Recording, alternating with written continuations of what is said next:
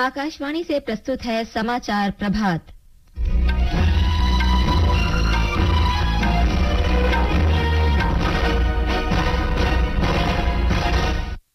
मुख्य समाचार।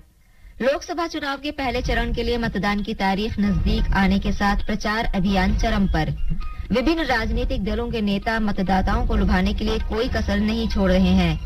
कुवैत के अमीर ने अहमद अब्दुल्ला अल अहमद अल सबा को कुवैत का नया प्रधानमंत्री नियुक्त किया। मौसम विभाग ने पूर्वोत्तर भारत में 21 अप्रैल तक गरज के साथ हल्की से मध्यम बारिश का अनुमान व्यक्त किया। और आईपीएल क्रिकेट में सनराइजर हैदराबाद ने रॉयल चैलेंजर्स बेंगलुरु को 25 रन से हराया।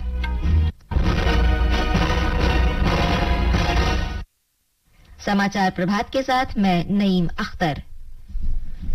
लोकसभा चुनाव के पहले चरण का प्रचार तेज हो गया है। मतदान के केवल 2 दिन बचे हैं। राजनीतिक दलों के प्रमुख नेता रैलियां और रोड शो कर रहे हैं। इस चरण में 17 राज्यों की 102 लोकसभा सीट और सिक्किम विधानसभा की 32 तथा अरुणाचल प्रदेश की 60 विधानसभा सीट पर 19 अप्रैल को मतदान होगा। प्रधानमंत्री और भाजपा के वरिष्ठ नेता नरेंद्र मोदी असम में एनडीए उम्मीदवारों के प्रचार के लिए आज शाम गुवाहाटी पहुंचेंगे। श्री मोदी कल नलबाड़ी में एक रैली को संबोधित करेंगे। कांग्रेस नेता प्रियंका गांधी आज जोरहाट में पार्टी उम्मीदवार गौरव गोगोई के समर्थन में रोड शो करेंगी। तृणमूल कांग्रेस प्रमुख और पश्चिम बंगाल की मुख्यमंत्री ममता बनर्जी भी इस सप्ताह बराक घाटी में चुनाव प्रचार करेंगी। असम में 14 लोकसभा सीटों के लिए 3 चरणों में मतदान होना है। प्रधानमंत्री नरेंद्र मोदी राष्ट्रीय जनतांत्रिक गठबंधन एनडीए के उम्मीदवारों के समर्थन में बिहार के पूर्णिया और गया में आज 2 जनसभाओं को संबोधित करेंगे। लोकसभा चुनावों के पहले चरण में 19 अप्रैल को गया में मतदान होगा, वहीं पूर्णिया में दूसरे चरण में 26 अप्रैल को मतदान होगा। प्रधानमंत्री आज पश्चिम बंगाल में 2 जनसभाओं को संबोधित करेंगे। श्री मोदी बालूरघाट संसदीय क्षेत्र से पार्टी के लोकसभा उम्मीदवार के पक्ष में बालूरघाट रेलवे मैदान में विजय संकल्प यात्रा को संबोधित करेंगे। बाद में वो रायगंज में एक और जनसभा को संबोधित करेंगे।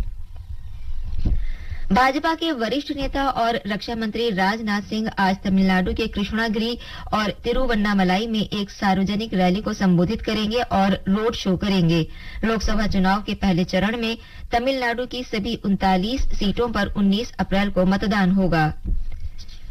लोकसभा चुनाव के लिए मतदान की तारीख नजदीक आ रही है। ऐसे में उत्तराखंड में प्रमुख राजनीतिक दल कांग्रेस और भारतीय जनता पार्टी अपना प्रचार अभियान तेज कर रहे हैं। भारतीय जनता पार्टी के वरिष्ठ नेता और केंद्रीय मंत्री अमित शाह गढ़वाल संसदीय क्षेत्र के अंतर्गत कोटद्वार में आज दोपहर बाद जनसभा को संबोधित करने वाले हैं। भारतीय जनता पार्टी ने गढ़वाल लोकसभा सीट पर अनिल बलूनी को प्रत्याशी बनाया है, जबकि कांग्रेस की ओर से गणेश गोदियाल यहां से चुनाव लड़ रहे हैं। कांग्रेस पार्टी के अध्यक्ष मल्लिकार्जुन खड़गे आज दीमापुर में चुनावी रैली को संबोधित करने के लिए नागालैंड जाएंगे। मध्य प्रदेश में पहले और दूसरे चरण के लिए प्रचार तेज हो गया है। हमारे संवाददाता ने खबर दी है कि तीसरे चरण के लिए नामांकन दाखिल करने की प्रक्रिया भी गति पकड़ रही है। वरिष्ठ भाजपा नेता और केंद्रीय गृह एवं सहकारिता मंत्री अमित शाह आज छिंदवाड़ा में रोड शो में शामिल होंगे। मुख्यमंत्री डॉक्टर मोहन यादव सहित भाजपा के अन्य नेता भी विभिन्न क्षेत्रों में प्रचार करेंगे। उधर खजुराहो लोकसभा सीट पर समाजवादी पार्टी और कांग्रेस ने संयुक्त रूप से ऑल इंडिया फॉरवर्ड ब्लॉक के प्रत्याशी आरवी प्रजापति को समर्थन देने का ऐलान किया है। कांग्रेस के बड़े नेताओं के प्रचार में जुटने के बाद अब युवक कांग्रेस ने भी पार्टी के घोषणा पत्र को आम लोगों तक पहुँचाने के लिए घर घर अभियान शुरू किया है। वहीं मध्य प्रदेश में लोकसभा चुनाव के तीसरे चरण के लिए कल 15 उम्मीदवारों ने 19 नामांकन पत्र जमा किए। अब तक 22 उम्मीदवारों द्वारा 27 नामांकन पत्र दाखिल किए जा चुके हैं। संजीव शर्मा, आकाशवाणी समाचार, भोपाल।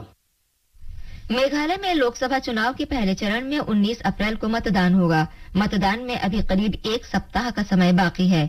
हमारे संवाददाता ने बताया कि चुनाव में जहां राजनीतिक दल अपने उम्मीदवारों के लिए प्रचार में जुटे हैं, वहीं चुनाव आयोग भी अधिक मतदान के प्रयास कर रहा है। चुनाव आयोग ने खासी, गारो और जैंतिया बोली में शॉर्ट फिल्में बनवाई हैं। इन फिल्मों के कलाकार स्थानीय बोली भाषा में संवाद अदायगी करके मनोरंजक अंदाज में लोगों को वोट डालने का संदेश दे रहे हैं। इसके अलावा मेघालय में बेहद लोकप्रिय फुटबॉल खेल के मैत्री मैचों का आयोजन करके भी नौजवानों को मताधिकार का उपयोग करने का संदेश दिया जा रहा है। विभिन्न स्कूल और कॉलेजों में तकनीकी सेशन आयोजित करके विद्यार्थियों को वीवीपैट वाली इलेक्ट्रॉनिक वोटिंग मशीनों के इस्तेमाल की जानकारी दी जा रही है। परितोष दीक्षित, आकाशवाणी, शिलांग। लोकसभा चुनाव की विशेष श्रृंखला के तहत आज हम चर्चा कर रहे हैं पश्चिम बंगाल के जलपाईगुड़ी संसदीय क्षेत्र की। इस क्षेत्र में मतदान पहले चरण में 19 अप्रैल को होगा। इस निर्वाचन क्षेत्र में 18 लाख से अधिक मतदाता हैं। इनमें महिला मतदाताओं की संख्या 8 लाख से अधिक है। ये अनुसूचित जाति की एक आरक्षित सीट है। इसमें 7 विधानसभा निर्वाचन क्षेत्र शामिल हैं। एक रिपोर्ट। जलपाईगुड़ी संसदीय निर्वाचन क्षेत्र में 1900 मतदान केंद्र हैं। चुनाव आयोग ने 40% से अधिक दिव्यांगता वाले व्यक्तियों और 85 वर्ष से अधिक उम्र के लोगों के लिए घर से मतदान करने की सुविधा प्रदान की है। केंद्रीय और राज्य बलों की उपस्थिति में मतदान कराया गया। आयोग स्वतंत्र और निष्पक्ष मतदान कराने के लिए हर संभव प्रयास कर रहा है। इस निर्वाचन क्षेत्र के विभिन्न भागों में आयोग बड़ी संख्या में मतदान कराने के लिए जागरूकता अभियान चला रहा है। विभिन्न राजनीतिक पार्टियां इस लोकसभा निर्वाचन क्षेत्र के मतदाताओं को लुभाने के लिए जनसभाएं और रोड शो कर रही हैं। जलपाईगुड़ी से कल्याण लाहा की रिपोर्ट के साथ समाचार कक्ष से जया भारती। लोकतंत्र में चुनाव बहुत ही महत्वपूर्ण होता है और अधिक से अधिक लोगों को वोट देने की सुविधा के लिए पूरी व्यवस्था होती है। नागरिक कभी कभी एक दूसरे को वोट देने के लिए प्रोत्साहित करने के अतिरिक्त प्रयास भी करते हैं। हमारे संवाददाता की एक रिपोर्ट।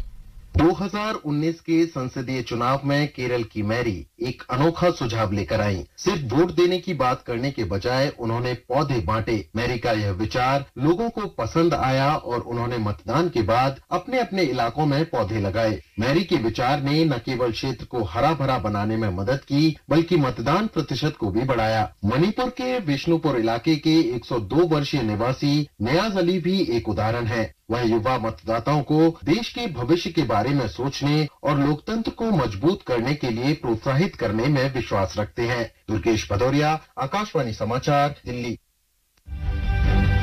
न्यायालय ने दिल्ली के मुख्यमंत्री अरविंद केजरीवाल की याचिका पर प्रवर्तन निदेशालय को नोटिस जारी किया। केजरीवाल ने कथित दिल्ली आबकारी नीति घोटाला मामले में ईडी की हिरासत से रिहाई की मांग करते हुए ये याचिका दायर की थी। शीर्ष अदालत 29 अप्रैल को इस मामले की दोबारा सुनवाई करेगी। न्यायालय ने ईडी का जवाब मिलने से पहले अंतरिम रिहाई की उनकी याचिका पर विचार करने से इनकार कर दिया। न्यायमूर्ति संजीव खन्ना और दीपांकर दत्ता की पीठ ने मामले की सुनवाई करते हुए ये आदेश दिया। इसके साथ ही दिल्ली की राउज एवेन्यू अदालत ने मुख्यमंत्री की न्यायिक हिरासत 23 अप्रैल तक बढ़ा दी। ओडिशा के जाजपुर जिले में एक बस के पुल से गिर जाने से एक महिला सहित कम से कम 5 लोगों की मृत्यु हो गई और 35 से अधिक लोग घायल हो गए। ये हादसा राष्ट्रीय राजमार्ग 16 पर हुआ, जब पुरी से पश्चिम बंगाल के हल्दिया जा रही बस बाराबती पुल से नीचे गिर गई। घायल यात्रियों को बेहतर इलाज के लिए कटक के अस्पताल ले जाया गया है।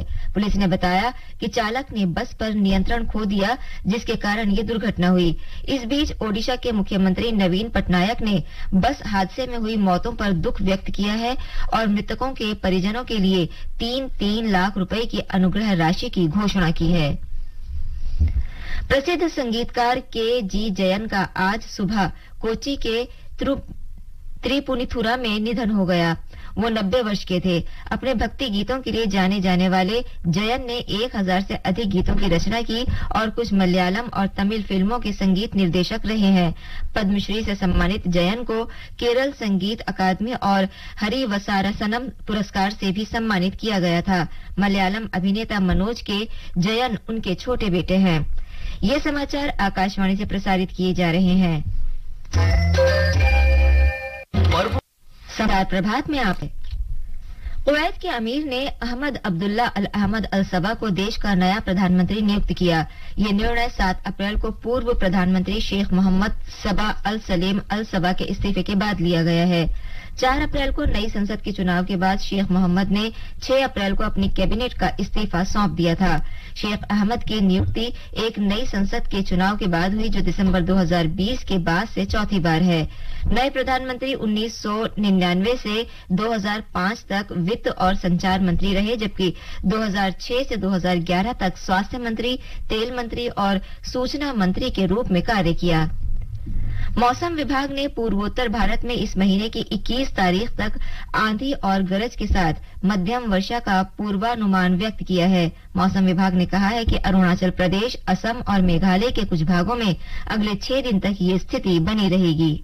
उत्तर भारत में जम्मू कश्मीर, लद्दाख, हिमाचल प्रदेश और उत्तराखंड के कुछ भागों में इस महीने की 18 से 21 तारीख तक 40 किलोमीटर प्रति घंटे तक की गति से तेज हवाएं चल सकती हैं। हरियाणा, दिल्ली और उत्तर प्रदेश में अगले 2 दिनों तक 40 किलोमीटर प्रति घंटे की रफ्तार से तेज हवाएं चल सकती हैं। वहीं दक्षिण भारत में केरल, तमिलनाडु, पुदुचेरी, कर्नाटक, आंध्र प्रदेश और लक्षद्वीप में 18 से 21 तारीख तक गरज और बिजली कड़कने के साथ हल्की से मध्यम वर्षा होने की संभावना है। इस बीच मौसम विभाग ने आंध्र प्रदेश और तेलंगाना के कुछ क्षेत्रों में अगले 3 दिनों तक भीषण गर्मी की आशंका व्यक्त की है। साथ ही पश्चिम बंगाल, ओडिशा, गोवा, गुजरात और कर्नाटक में आज और कल तथा तमिलनाडु, पुदुचेरी, केरल और आंध्र प्रदेश में अगले 4 दिनों तक मौसम गर्म और उमस वाला रहेगा। समाचार कक्ष से मैं मनोज।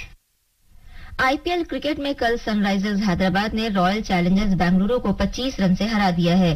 सनराइजर्स हैदराबाद ने बेंगलुरु की टीम को 2088 रन का लक्ष्य दिया था, जिसका पीछा करते हुए रॉयल चैलेंजर्स बेंगलुरु निर्धारित 20 ओवर में 7 विकेट खोकर 262 रन ही बना पाई। आज अहमदाबाद में गुजरात टाइटंस का मुकाबला दिल्ली कैपिटल से होगा। शतरंज में भारत के डी गुकेश कनाडा के टोरंटो में फिडे कैंडिडेट्स 2024 के 10वें दौर में इयान नेपोमनियाची के साथ मैच बराबर करके शीर्ष स्थान पर बने हुए हैं। इस बीच विदित गुजराती भी अपने साथी खिलाड़ी आर प्रज्ञानानंद के खिलाफ मैच बराबर करने में सफल रहे। और अब समाचार पत्रों की सुर्खियों के साथ हैं नवीन सक्सेना। धन्यवाद नईम। आम चुनाव में धनबल पर लगाम कसने के लिए चुनाव आयोग की व्यापक मुहिम को आज सभी समाचार पत्रों ने सुर्खी बनाया है।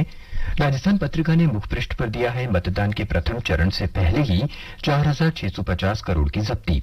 इसी खबर को हरिभूमि ने शब्द दिया है, लोकसभा चुनाव 2024 टूटे सारे रिकॉर्ड, मतदान से पहले पहली बार 4,650 करोड़ रुपए जब्त।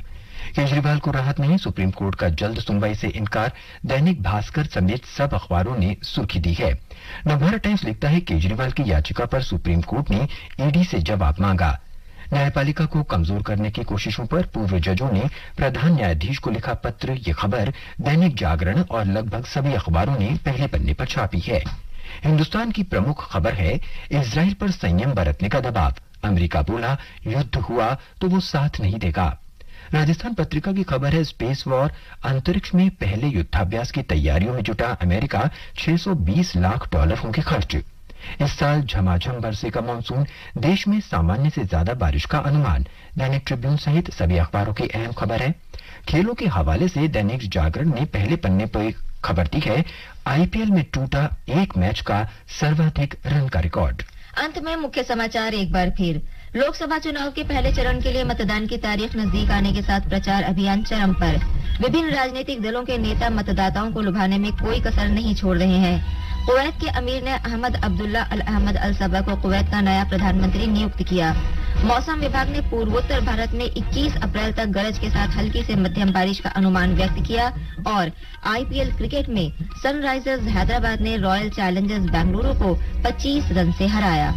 इसके साथ ही समाचार प्रभात का ये अंक समाप्त हुआ। नमस्कार।